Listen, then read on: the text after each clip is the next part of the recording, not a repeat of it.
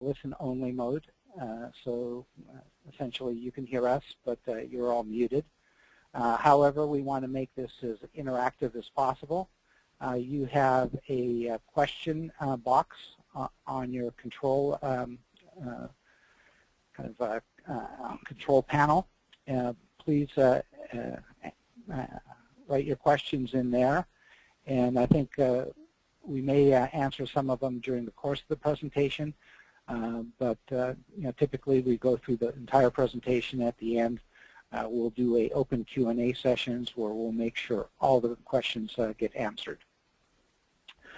And in addition, there's going to be a recording of the webinar, and that'll be posted on our website. So before I hand it over to Jacob, I just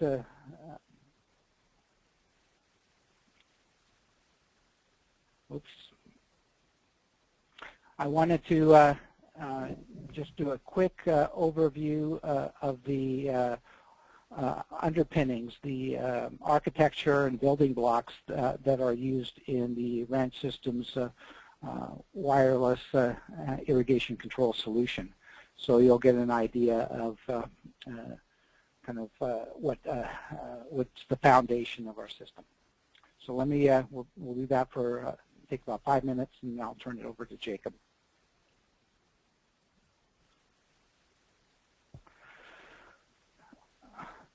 So typically, our system has what's known as a base station.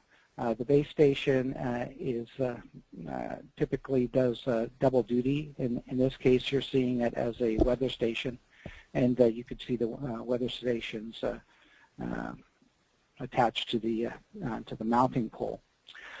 Now, the base station essentially is a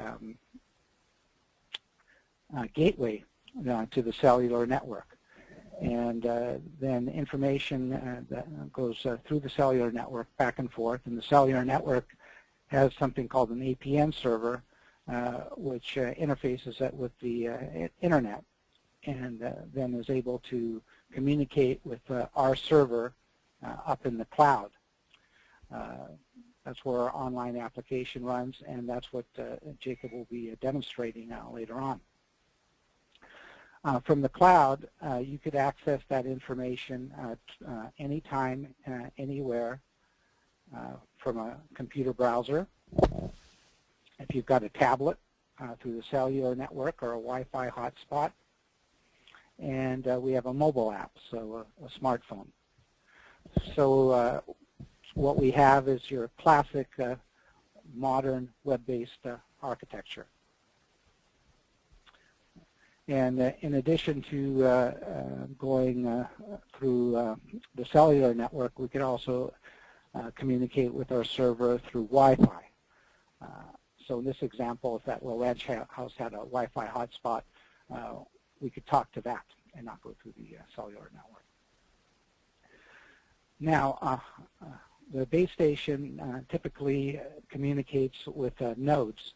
Here's a node by some irrigation valves. We'll often measure pressure there as well, and that communicates through local radio through the base station, which acts again as the hub or gateway. And then you just keep adding nodes, and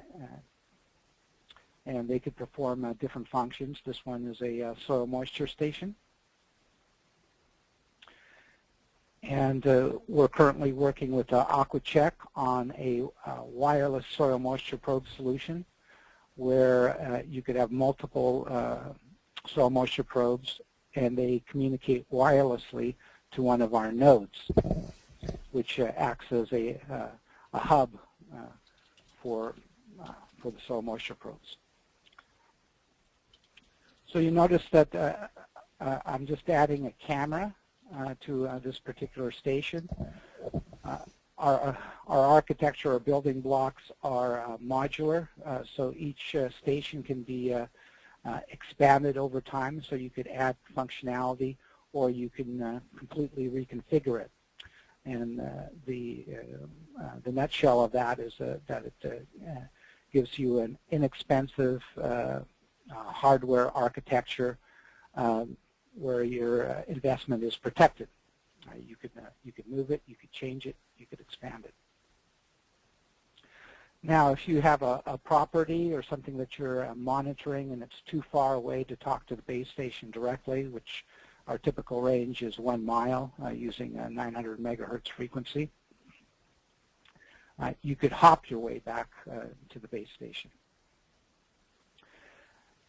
So what you see forming here is a multi-hop star network. And we also do all types of water level and flow monitoring. In this case, we're monitoring a pond level, and we're also controlling pumps. And in this case, it's diesel engine pumps, but we also control standard electric pumps and VFD, modern VFD pumps. And Jacob will be going into more detail with that. So that's kind of a quick 20,000 foot elevation flyover our system. Please feel free to ask questions on any aspect of this. And now I'm going to turn it over to Jacob.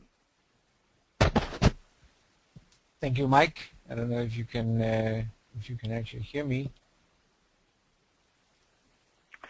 Yeah, no, I think you're coming across. Great. Let me just get my side of the presentation started here. Welcome, everyone. My name is Jacob Christford. Very glad to be doing this this webinar. Today, again, as Mike said, it's primarily about irrigation control. What I'm going to do is talk a little bit about the do's and don'ts and principles and benefits, and then I look forward to showing you some examples of the actual technology in live form via our web application. For some reason, I have a problem starting my presentation here, so bear with me for a second. And I'm not sure I'm not seeing your screen either. Exactly. Yep. So we'll just take a little. Mike, let's just. Let's try it again. Could you bring it up on your screen? That might be the way to go. Do you? You want me to bring up the presentation on my screen? Yeah, no, it's strange. It won't open on my machine here. You guys try it now. I logged out.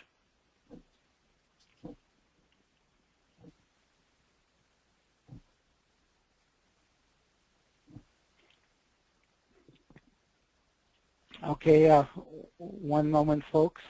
We're experiencing technical difficulties.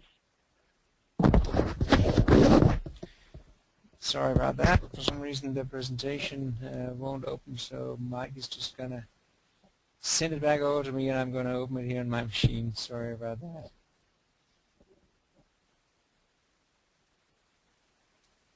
What I can do while we get that going is we can start showing my machine, and maybe what I'll do is I'll start some of the software presentations so we don't lose time because of this.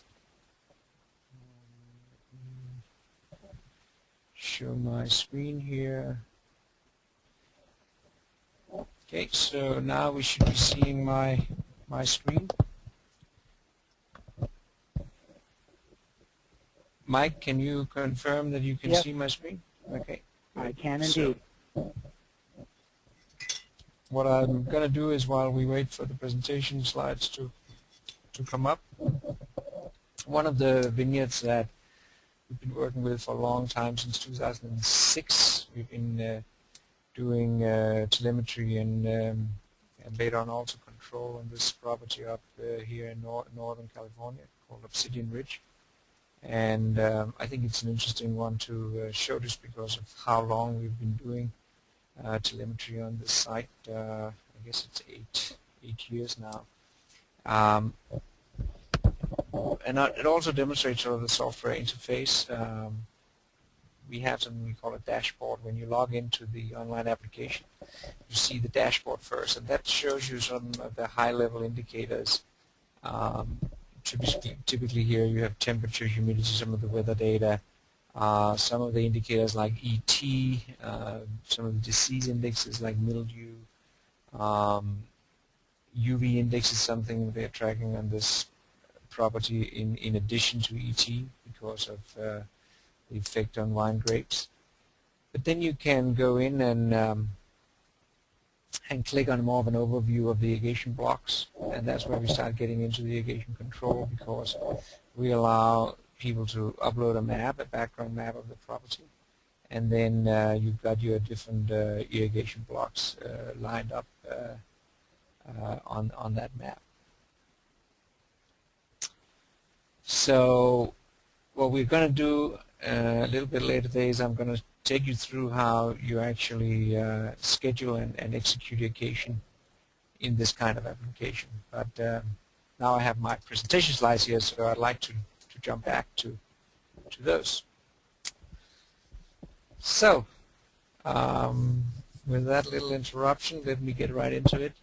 I first think it's important to talk a little bit about irrigation control in context, because one of the things that we feel very strongly is that irrigation control is one aspect of what you want to do in your growing operation, but you don't want to do it. I don't think it's a good idea to just have a system that does automated irrigation control. Because what you typically will need to have as well is something to do soil moisture tracking. You'll also need something to do your weather, because that determines how much you're going to be irrigating along with soil moisture. You're also going to need a system to alert you to extreme conditions that might be extreme heat, or it could be failure of part of the irrigation system, you know, over pressure or under pressure. You're also going to need something to monitor your tanks and your ponds, because that's ultimately the water resources you're drawing on. And finally, you might, you know, need camera monitoring to get a visual check on what's actually going on the site if you're doing true remote control. So what we discovered pretty early on is that while irrigation control, automated irrigation control, has been around for decades, it's often been standalone systems. That's just part of the cake. And then people were struggling to get all of these other things in the same solution. So one of the things we feel very strongly is it should be one integrated solution that does all of these things, because they really interplay with each other quite a lot. And you'll see that when I demonstrate the software as well. So let me go back here. So here are some of the benefits that people realize from automated irrigation control.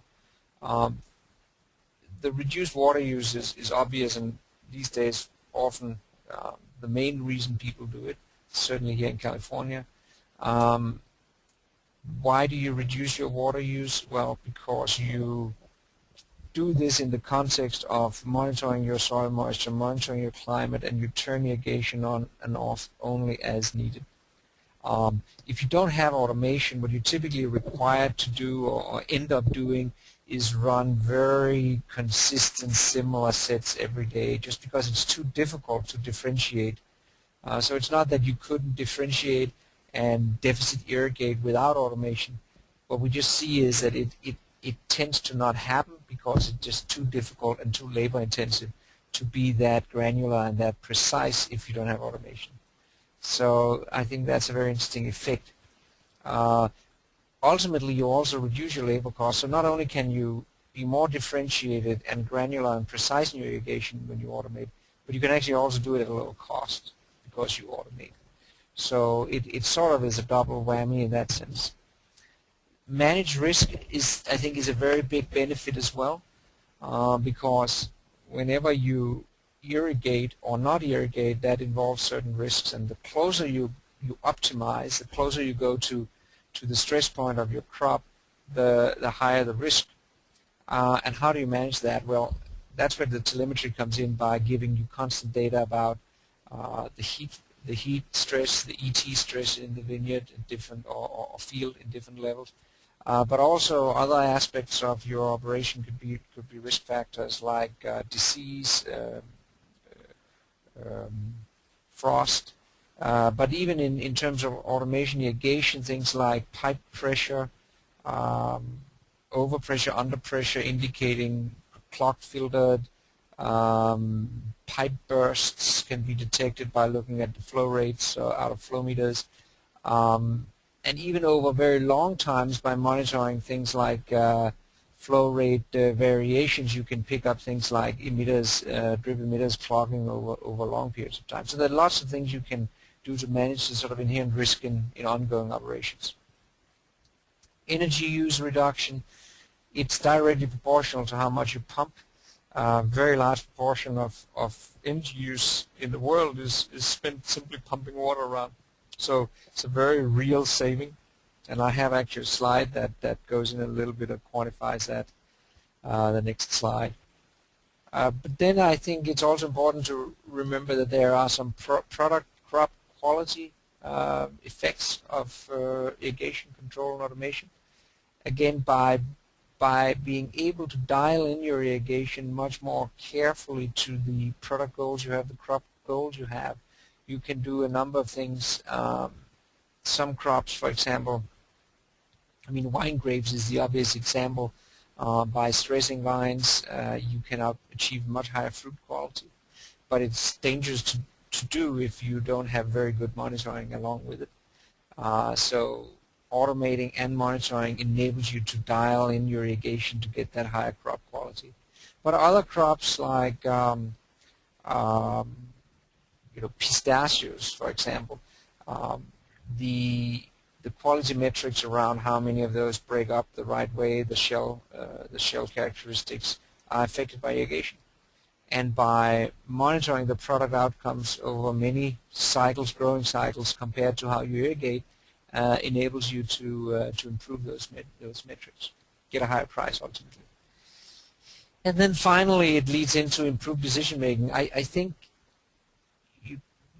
there's lots of decisions, business decisions that growers make that ultimately over long periods of time determine who becomes successful farmers and who becomes mediocre farmers in terms of business performance.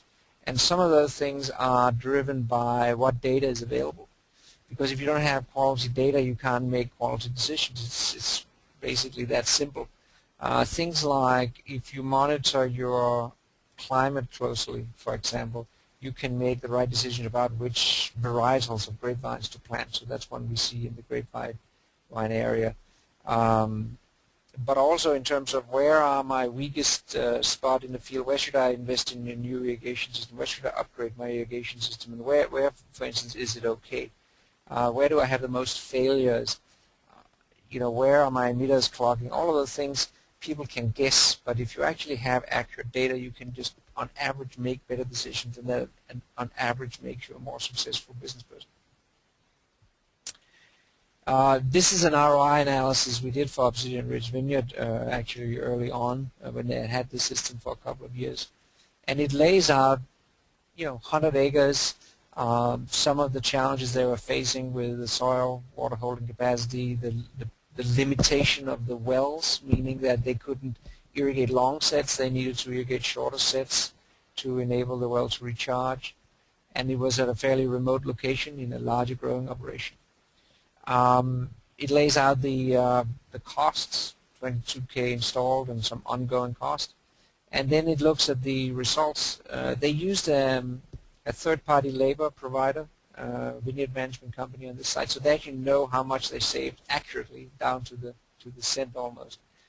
They know their water use efficiency because they monitor what goes out of the wells, and they know their energy cost. We looked at the PG&E bills for this site. And they also, because of our weather and disease modeling, were able to save a spray cycle. So if you put all of this together, the numbers work out to about a payback of 1 month, 1 year, sorry. And that's obviously a very good payback. And that doesn't take into account, of course, any of the additional benefits of, improved decision making, for example, improved crop quality. That's completely on top of a 1 year payback. So, I mean, this is the kind of ROI experiences that explain why so many people are jumping on these types of systems. So this slide, I think Mike went through the overall architecture of the system. I'm going to go into one level more detail on the building blocks. The base station on the left side here is the main tool. It's a central coordinator, as Mike I think went through. It has a cell phone connection on one side and then a radio connection on the other.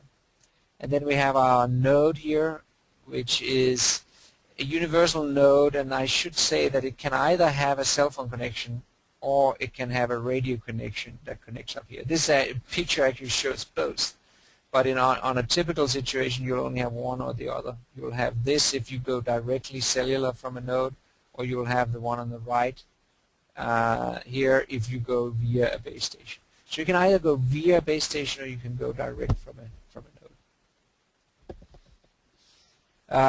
So you then have some additional building blocks that you can attach to the equipment I showed on the previous slide, and these additional building blocks are the ones that connect to your irrigation valves, flow meters, and so on and so forth. The expansion board here is the one that has DC latching output, so this will actually emit the 12-volt plus minus pulses that control latching solenoids. So if you have existing valves, often you can simply upgrade the solenoid to what's called a latching DC solenoid. That enables us to open and close a valve just on the solar energy from the solar panels of our units. So there's no external power required. Now, if you have a system that already have 24-volt AC irrigation power, which is a traditional sort of 24-volt AC constant power solenoids, then you can use a more centralized box, this kind of box, where you have the inside here, inside the box you see the terminal blocks that will be very familiar to you if you're used to wiring up an old-fashioned irrigation timer. You can do a similar kind of wiring with this kind of box and get 12, and in increments of 12, 24, 36 traditional valve control outputs here. It's essentially just switches that switches your 24-volt AC power. And then we have a sort of a combination box, so you can say it's a 4-valve box that can be either DC latching or the normally open 24-volt AC control. They can be attached where you don't need as much as the middle unit here. You need a little less. It's less expensive. Or it can be attached where you also need some sensor input. I should say this also has some flow meter inputs for flow meter inputs at the same place. So this is actually a popular product for something like a pump pad, where you may have a radio node high up above to get good wireless transmission, and then you run a cable down to this that sits and monitors a flow meter and a couple of valves, or maybe it turns on and off a pump. You can do that as well. So really what I'm saying here is that we have a couple of different building blocks, and it just turns out that every system is a little bit different. Every field implementation is a little bit different configuration, where you have your pumps, where you have your filters, your flow meters, your valves, your manifolds. It always is a little individual, and these building blocks is something we have evolved over times to mold to these different situations. So I would say, though, that although there are all these different individual configurations, broadly speaking, we find that there are two different situations people find themselves in, and I think that's the highest level of breakdown, and that is centralized and distributed.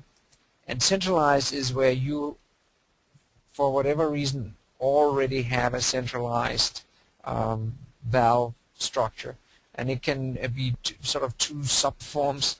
One is where you designed it such that all the valves come off of a centralized manifold, and then of course you just put control right on all the valves there, and essentially the distribution is in all underground in pipes. Or you have the manifolds and the valves out in the field decentralized, but you've run wiring back to a central point. Either way, it's a centralized control situation, and that is that's the easiest and most economical to automate, because you can just put a single node or single base station in that central location and use one or more of these RL200 units that I talked about before. Sometimes you might even integrate it with a 2-wire, but it could also be just regular 24-volt AC. That's the simplest, easiest way to do it, but of course often we have a distributed situation. That is where the valves are out on manifolds throughout the growing area, and there is no wiring in the ground, and so you really need a way to automate it based on how it is, meaning all these valves out there. And that's where our wireless solution comes in. We put the base station in a central location. The base station may not do anything actually, may not connect to anything in that scenario. It may just sit there as a radio repeater, and then it's a telemetry nodes placed throughout the growing area that actually does the control and monitoring based on wherever you have assets. It's more expensive, as you can imagine, because you have all of these multiple telemetry nodes that drive up the cost, but the key point is that it's possible to do it, and we can do it reliably and effectively. So it's costly, but everything is relative compared to trenching an existing vineyard or an existing field with permanent crops and putting down wiring. It's not expensive. It's actually a lot less expensive. So I just want to share some pictures, some photos. It's always nice to see what it actually looks like. This is an example of a distributed system where you have your you got your node up here and over here, and then you got your valves down here below. This is a vineyard, a small vineyard. You can see it's fairly small valves. It doesn't matter from a control perspective how big the valves are. It's the same effect. The point here is that this was a vineyard that had all of these distributed manifolds in the rows. You see they're in the vine rows. It's been extremely difficult to get wiring in the ground to control these. Let me see if I can pull up some more examples. This is a centralized example. What you have here is a 2-wire controller. So this actually is the starting point for a single 2-wire bus that runs all the way around the vineyard and connects to the different valves. And then all we need to do is put our 200 controller here connecting into the 2-wire controller. So we have that kind of hookup, and then we have a base station up here doing the communications back to the cellular network. So very, very simple setup in this case. Just you really need these 2 units. Here is a decentralized example, and more an example of decentralized as well as a sort of a multi-purpose. So you can see again we have the radio node here, up here, and then you got a larger solenoid valve here. It's being controlled. This is actually from Obsidian Ridge Vineyard that I briefly mentioned before. And then we have a radiation shield down here. So this actually also acts as a microclimate node. And so you get this double function for almost for free, because it's just the cost of a temperature sensor on top of also controlling your valves. So the fact that these radio units are versatile and can hook in a number of different sensing as well as doing the valve control also helps get more out of the investment, because now you're not just investing in a valve control, you're also getting all of these extra benefits and leads to better decision making and so on and so forth. In terms of distance, this is a radio node, and the base station is down in this copse of tree here in the picture, so you get a sense of the range being pretty good. This is not even our most long-range technology. Here are some other examples of other things that you may control. In this case, we have a flow meter down here, and we actually have a water level inside this tank that's also wired up to the same node. So this node monitors the level of water here and the flow of water out here. It could also control the pump. In this actual setup it isn't, because it's just an on-demand pump. It's a smaller system. In this case over here, we have a node controlling or monitoring pressure on both sides of this filter station. And so we are able to detect whether the backflush system is working or the filters are clogging up, and send an alert based on that.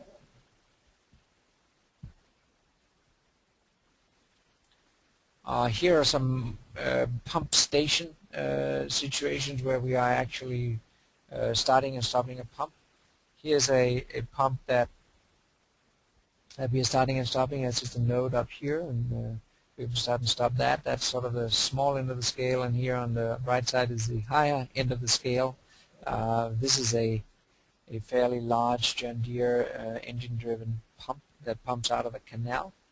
And in this case, we actually use a Murphy engine control that we can hook into from our base station. We also increasingly hook into variable frequency drives. I don't have a picture of that here, but those are becoming quite popular. Variable frequency drives enable you to pump as required and maintain a constant pressure by variable drive.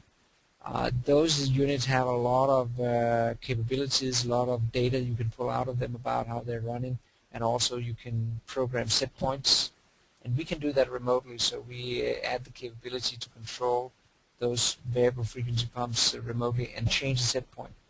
So for example, if in irrigation you suddenly need a different pressure set point, which can easily be the case if you're pumping uphill, for example, to a higher block or lower block, we're able to do those actions. So tanks, again, I showed some before. Tanks are popular things to monitor. It's such a pity to find out too late that you don't have the water you thought you had. So people like to put these notes on monitoring the tanks. We just put a submersible pressure sensor actually inside the tank. It's a little pressure sensor that measures the height of the water column, and you can drop it into a tank and monitor that way. So it's a fairly easy thing to put in. Ponds and canals are also popular things. The typical example is right here on the right side, where you have a node at the side of the canal, or the pond in this case, and then you've got a piece of conduit here, and this pressure sensor that I talked about before, which is a submersible pressure sensor, is simply lying out here at some point at, below the lowest point of this reservoir, and we're monitoring the number of feet, and we can then put in a formula that converts that to acre feet of capacity at any given time.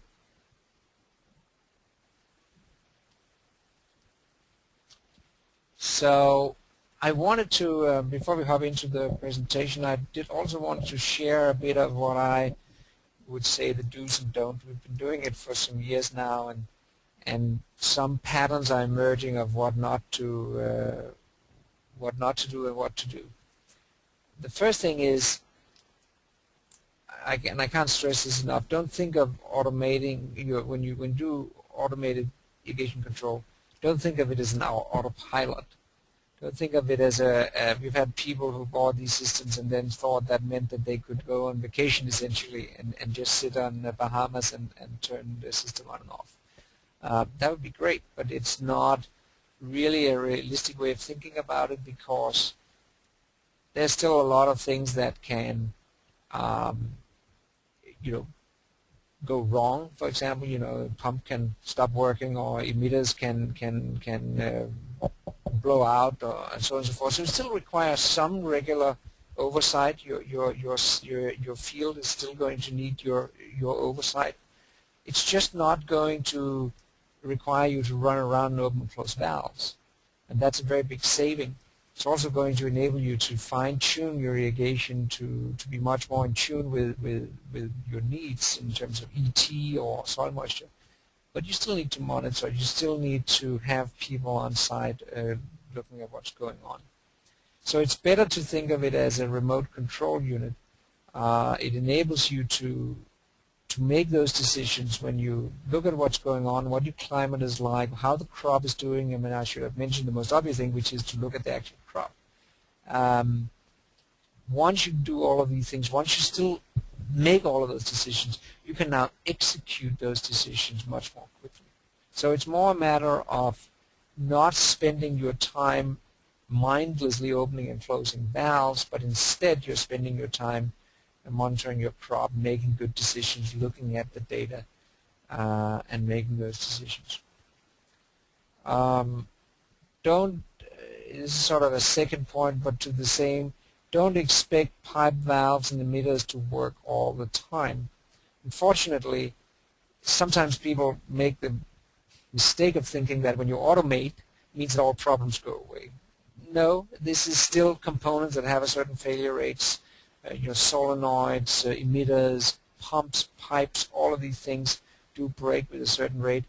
But the way to think about our tool is now you've got a powerful way of monitoring and getting alerts when these things happen.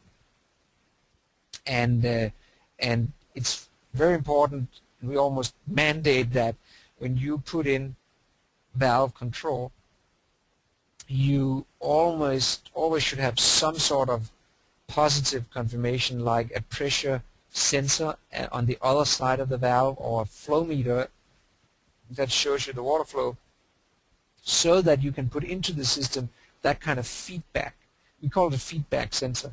It's a sensor that reacts once you open the valve, and we can put that into our software and help you get this close monitoring and alerting of what's going on.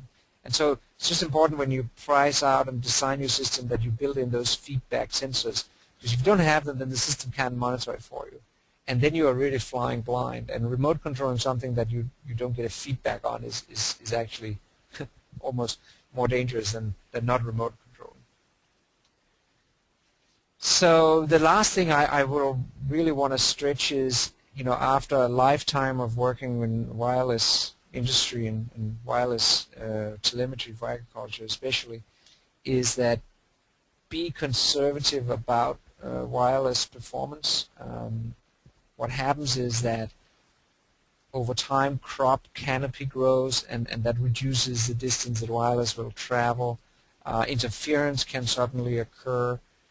In my experience, we have very good distance performance on our technology. We are probably one of the ones that go further of the technologies out there. But what I've seen is some of our customers then get overly excited and saying, Jesus, this can go 10 miles under some circumstances. It can, but it's not really designed to do that. And if you do that, then one day it'll be bad weather or canopy will grow, and then suddenly you don't have a connection. Now suddenly the system is unreliable. So we very, very strongly encourage people to be conservative. If you get 2 miles out of it, design for no longer than 1 mile between the base station and the wireless nodes. Just be really, really conservative, because the extra cost of putting in a few more hubs, a few more base stations, is negligible compared to the benefits of the system and compared to the agony of being sort of right on the borderline of wireless later on, 2 years later, when configuration and interference from the nearby houses is a little higher and so on and so forth.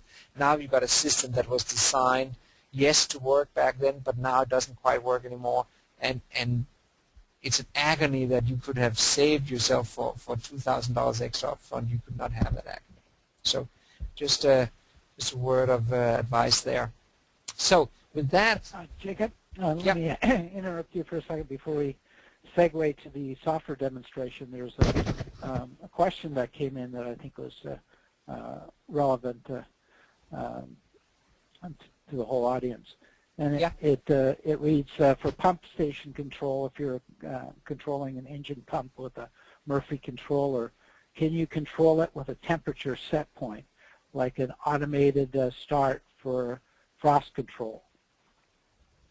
Yes, absolutely. So I think I can also demonstrate how you do that. We have something called a rules and alert engine, but in this case it would be a rule. So anything we can control, you can via our software wire it together with a sensor input. So you can build rules that say if this sensor goes below this temperature, then start this pump, for example. And the way it works is all done via the software, so the sensor doesn't even have to be on the same unit that is connected to the pump.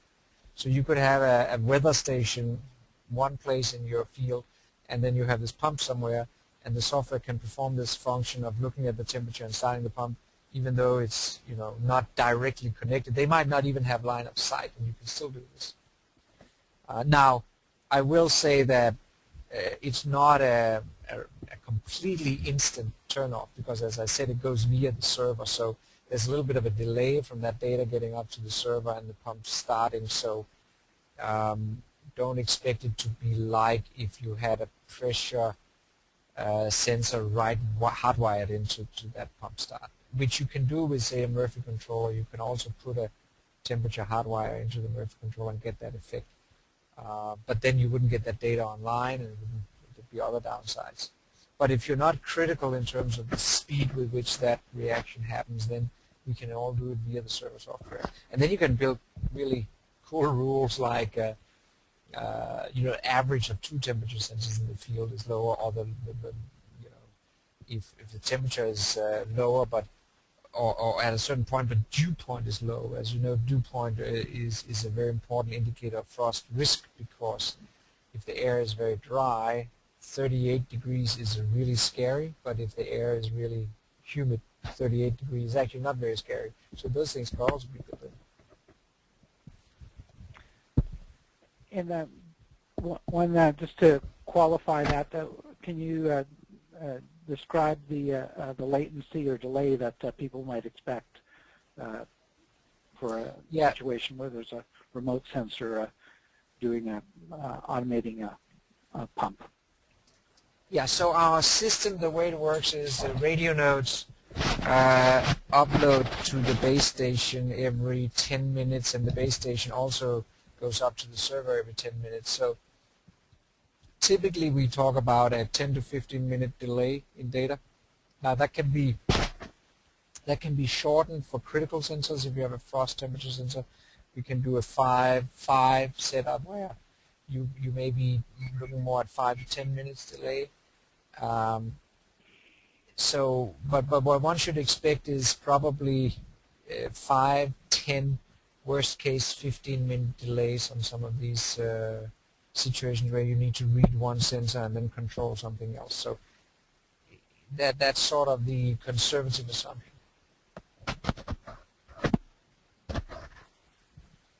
So with that said, are there any more questions, Mike? There are, but I think we should go into the demonstration, and we'll again field all the questions at the end, and we'll stay online until all the questions are answered. Great. So what I want to do now is jump back into the Obsidian Ridge site that we had the ROI study on. That's the one where we also saw some pictures from this, and then I'm going to also show a more larger setup from a large operation in the Central Valley afterwards. So just want to show 2 examples. One is this is sort of a high-end, ultra-premium vineyard setup, and then I'll show sort of a massive Central Valley installation as well, just to give a Central Valley, California here, give 2 different sort of examples. If you look at this, it sort of gives a good view of the different irrigation blocks. They are drawn in here. You can use any image as your background layer. and then you draw, and you can see the mouse becomes sensitive to these different parts of the area and map. And when I click here, I get a map. Now you can go back and see historic data. Now obviously we're not irrigating right now, so let's go back and try to get some data from a whole year to get more of a perspective. Now, and Mike, tell me if it's updates. Does this go through GoToMeeting? Yes, it's updated. Yeah. Mm-hmm. So you can see we haven't irrigated since October, and you get a little bit of a view here of the different block flow. When there were water flow, obviously they are here, and this you know, I guess you can call it purple or something. That line there is showing us a 7-day average of gallons per vine. So we are calculating the gallons delivered per vine and sort of averaging out on a 7-day period. And we can see that towards the end of the season we are applying some more. I can now zoom in on this using my tool here. And let me go in and find a specific irrigation here. By the way these graphs are configured is totally individual, and each grower can set them up differently. Here they wanted to see the temperature over time, and then they wanted to see down here when they are firing an irrigation block. Let me actually turn off some of this. Here's the valve firing, and is a red. It goes to 1. And then you see the feedback sensor, as I talked about, which is the green one here. Gallons per minute jumps up to about 376 and then down to around 200 after the inrush. And then that runs for a certain time, and then the valve closes and flow stops. The system will monitor that this happens in this way. You know, if this jumps to 1 and this feedback sensor didn't do anything, then you'd get an alert. And that's a very important feature. And again, if it closes and it keeps running, then you'll also get an alert. Unless that was another valve that had opened. So then we can calculate some measures as well. You can see here we have a calculated measure, which is the gallons per vine per 24-hour period. And as you can see, as soon as we start irrigating and delivering water, that average goes up, and it turns out to be around 5 gallons per vine or per plant here. It could be per tree, of course, but whatever you want to call it. And then that stays, no surprise, after we close the water on that block. For 24 hours, that average stays up, and then it tapers off. But that gives, that's a management indicator that shows us how much did we actually give that plant, and wine growers tend to talk about gallons per vine, and they like to know exactly what it actually added up to in that block. And then there's also a 7-day average, the 7-day average, and that goes up when we irrigate, but then it goes down because there's also some, within the same 7-day period, there's some other things going on ending. So that gives us more a sense of what's the situation on a 7-day average basis. So that was an example of that. Other things we could look at up here is we have a main well. That gives you more of the total flow going out of that well, and that is a product of many blocks, so you have more events here on the time axis. They're actually testing right now. You can see there haven't been anything in a long time, and now recently they started testing the systems, and that enables them to see what is their total flow out of that main well. Now, how do you schedule all of this? What does the scheduling look like? Let's go in and look at our irrigation schedules. So irrigation schedule is essentially a calendar. What you have here is the different days of the week, and you can select a different period. I think it may make sense for us to go back. Well, I'll first show you how you would schedule something new, then we can look at some history. But to open block A1, which we just looked at, that valve that we just looked at, it would be, let's say, tomorrow at 10 a.m. Open it for 1 hour. That would be as simple as that. Boom. I just plug in 10 o'clock, 60 minutes, and there you have it. Now that's scheduled. So it's very simple. This is an example sort of an ad hoc schedule. I could give it 120 minutes the following day. Very simple. Now, of course, that's not how people typically do it. I can delete these again. They typically use programs, and so typically you would define programs like 4-hour night time in A1, or extreme ET pressure Friday, extreme ET Monday, Wednesday, Saturday. Different programs with different durations based on the ET pressure, for example, or just different scheduled runs that you use in different circumstances. And then what happens is that if you take them and you apply them, let's just apply them tomorrow for a couple of days here, you apply to the program, then you will basically see it lays out automatically a set of irrigations that reflect that program that you have. So you don't have to sort of manually sit and enter all of these. You could also go in and could remove that again. You could also go in and apply a budget and say, I want to run my extreme program, but I just want to dial it back 10%. So then what it'll do is it'll calculate and it'll dial back the durations by 10%. You could also exclude certain weekdays. Oops. So that's just a little bit of a view on how the irrigation scheduling works. I also wanted to quickly show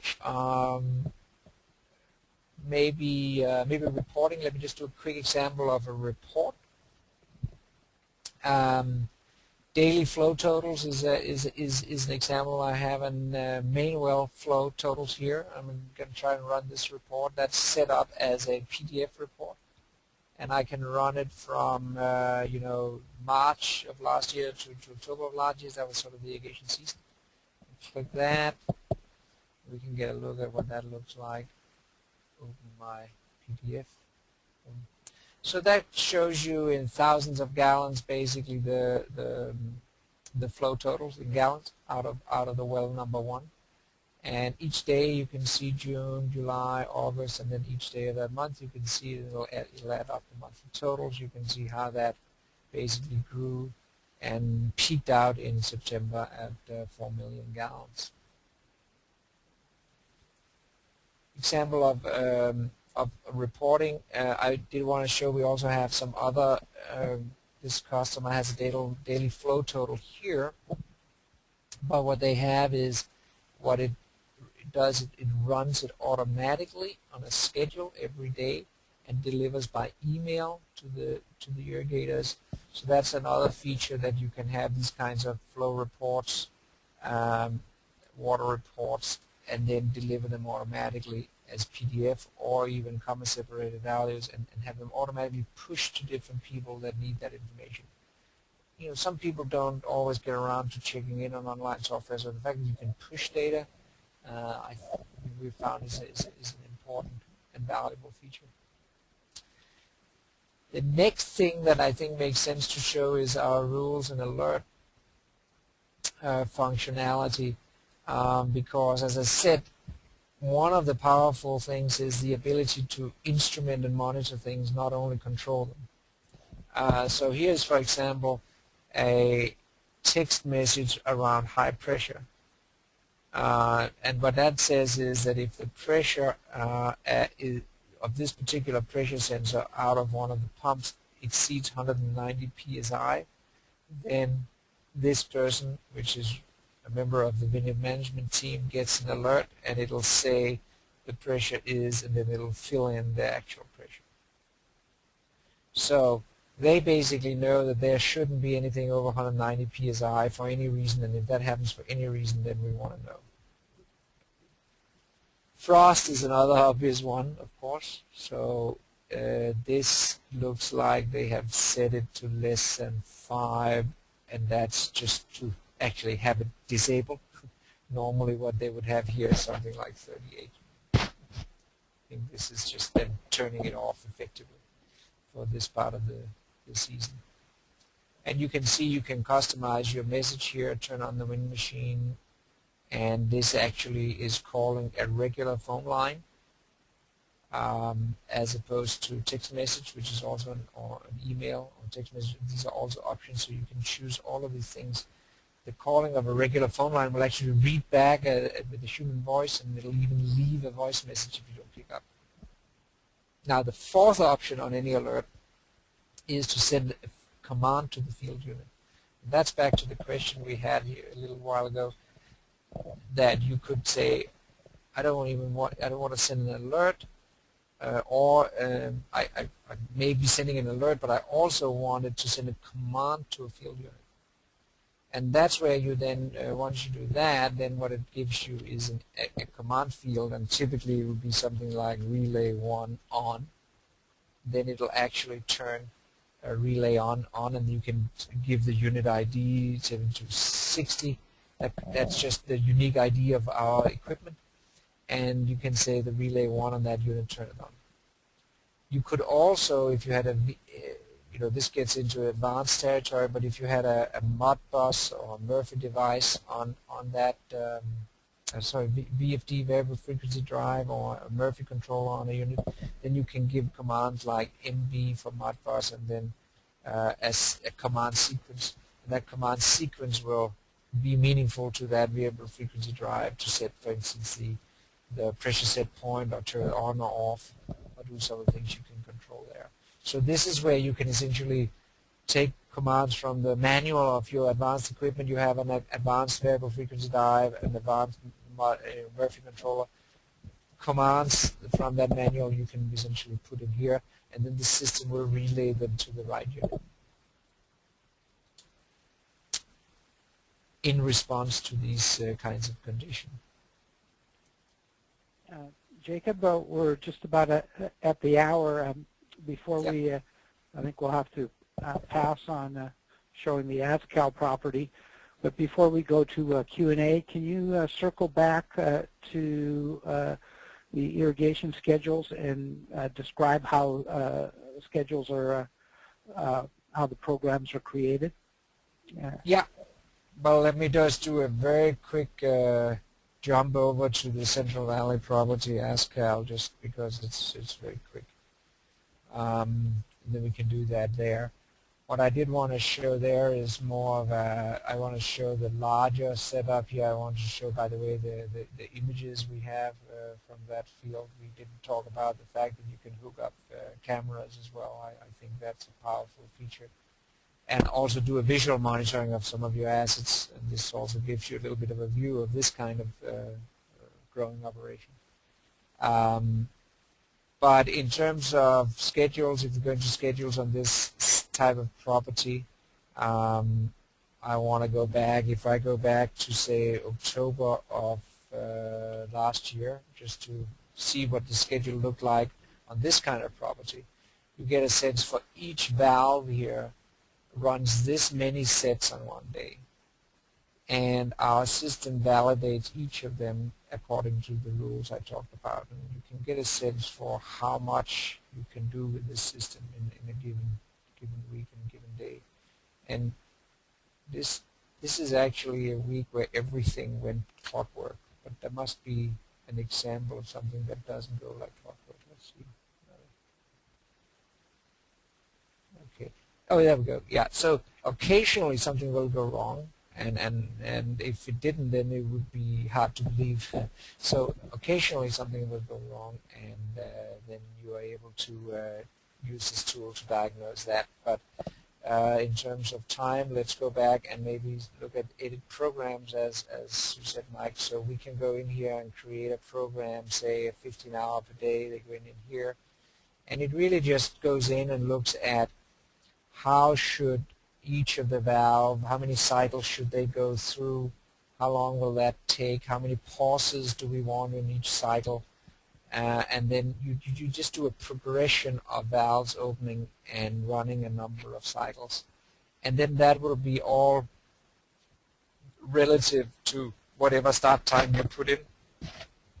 If you do the relative program, basically you could start at 0 o'clock and then work your way down, and then whatever start time you actually apply the program to, it'll just automatically readjust that schedule relatively. You can also use absolute times, which are absolute times a day. There's two different ways of defining programs. I think that's all we have time for. Mike, do we want to go through and see if there's any questions we haven't answered? Yes. Yeah, there's some questions in the queue. And again, feel free to ask any questions. We'll be answering them until they're, for as long as they keep coming in. So first question is, I see that a valve opener runtimes can be adjusted from 0 to 100%. Sometimes we would like to lengthen a runtime to 120%. Is that possible? Yeah, you can go, budget can go either direction, no problem. So it's possible. I should say though that it gets it then will overlap unless you can get into some situation if you haven't left, if you're using absolute times and you extend, then what you get into there is that they can overlap each other, and that could create increased water demands where some sets overlap. So it's not completely trivial. If you are, so there's some situations where you need to be a little bit careful when you extend, but you can easily prepare for that. If you know that you sometimes want to go 120%, then you just lay out your time so that there's room to sometimes go to 120% without overlapping. It might also be that you have plenty of water and then it's not an issue. Okay, so you have a pressure transducer on each valve to verify actual runtime. That is one model, and I think that's a very popular model. An alternative would be to have, sometimes cheaper alternative is to have a central water meter on the main water delivery and then use that as a validation. Now, it's not quite as good because, as you can imagine, when you register water at the central point, it could technically be from any valve. So it's not 100% validation that a particular valve has opened, but it's a pretty good indication because you can set the actual flow to flow rate in that case to validate, and you can almost use the flow rate as a signature, as a fingerprint of which valve is open. So it is a pretty good validation. But the benefit of having a pressure transducer after the valve opening is that it's a proof positive that that valve is open. So both models are supported, and it's just a matter of preference. So you can have an auto start for the booster pump also based on a soil moisture threshold. So the question is, can yes, you have I got the question. Yes, so whether you can also use a soil moisture value as an input to control. Yes, any data in our system, any data that we collect can be used as a basis for control actions. And you could even create a formula that took, say you have a 6 level of soil moisture down the profile because you have a multi-level soil probe. You could average that as a root sum. You could even go in and do some of those plant available moisture calculations that are popular some places where you do fairly complicated arithmetic on your soil moisture data, convert it to inch of water, etc., and use that to start and stop the pump. That's even that is possible. It doesn't even have to be a physical sensor. It can be a calculated measure. We can alert on that or control on that too.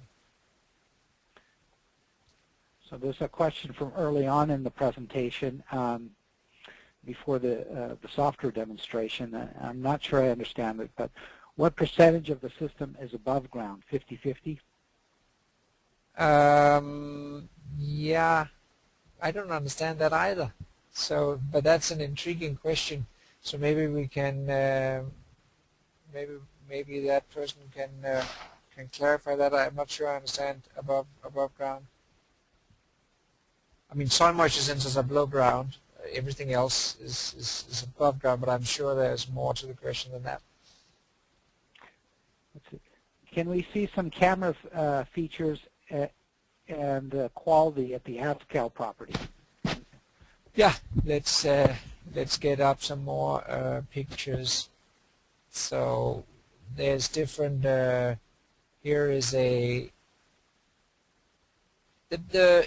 image resolution is similar to.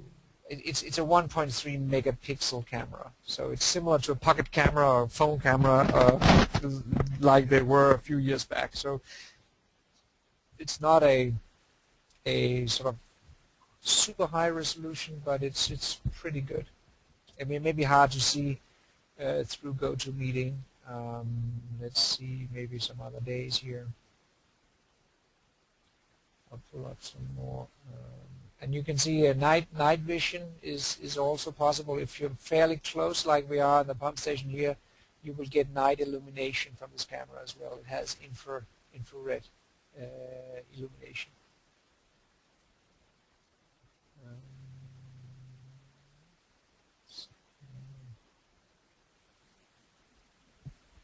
So that gives a flavor. We actually have an even higher resolution option. Let me just fly to that. I happen to notice some people who have a fairly. This is actually from New Zealand of all places, but it's just a place where we used a very interesting feature, and so I just wanted to show this. I want to show a few things. First of all, I want to show the higher resolution camera that would be something like this. But I also wanted to show something very cool we are doing there, where we're controlling camera capture via a rule. So what we are doing here is we are actually sort of saying a rule that we are using in our formula language, which is the one we would also use to start and stop the pump. Here we actually talk about hour, day, and things like that. You don't need to, I won't go through the syntax of this, but the net of it is that it will actually send a command to pull from camera 2 based on a fairly sophisticated rule here. And it could also take that picture based on the weather conditions and things like that, or based on relative to when you turned on a valve, you could take a picture. Those kind of coordinations can be achieved. So that was a little bit of a diversion. So in follow-up to the above ground, below ground question, so the referring to lines and tanks, I think was the kind of qualifier to that. Okay, so I would say that, again, as I understand it,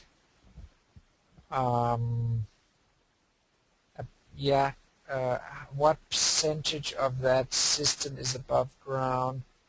The lines, I mean, water lines are obviously below ground and tanks are above ground, so I'm sorry to sound so daft. I still am not following completely. Maybe we can unmute that person and we can have a quick chat at the end here and understand better. Okay, let's see.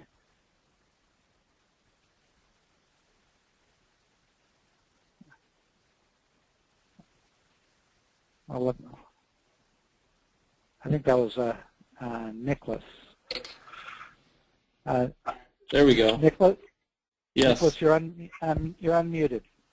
Yes. Thank you. I guess it's going to probably vary from one system to the next, is what I realized after watching the whole spiel. But I was just wondering what lines and tanks, are all considered underground or above ground, because I would think there would be a higher evaporation level if it's above ground. I'm just speculating, but I don't know. What lines and tanks are you referring to? The lines that go, obviously you said the irrigation lines go along each row, and they're going to be above ground or below ground? Well, it depends on the type of lines. I mean, most of the main distribution lines are underground, and then often they go up. If you use drip irrigation, then there's drip irrigation lines up on the above ground. That's really, yeah, as you say, it's very depending on the type of crop, where you are in the world, how they irrigate. It really varies tremendously. Okay, and this might be a little bit off the spectrum too, but have they used what do we all know as the tree teepee on Shark Tank? Has that been a influential factor? 3PP, what does that refer to? Sorry. Tree teepee. It's like a cone-shaped device that goes around, say. 3GB, yeah. You know, that's again very. I mean, that's not something we actually know much about, because that's really part of your growing operation, and you know, how you grow trees. That's not something we get into. We're strictly concerned with the wireless control and gathering of data and controlling equipment. You know, how people do those other things in their growing operations, we don't really get involved with. Good enough. Thank you. Thank you. Okay, Mike, I don't know if we have any other questions. Otherwise, I think we should thank people for attending. Yes, I think no more questions have come in. And yes, thank you for attending and participating in our webinar. And next week, we have a webinar that just focuses on pump stations, looking at more in depth at pump control, flow monitoring, and well level monitoring, and the combination of those. So the invitations will be going out later on in the week. And again, thank you for attending.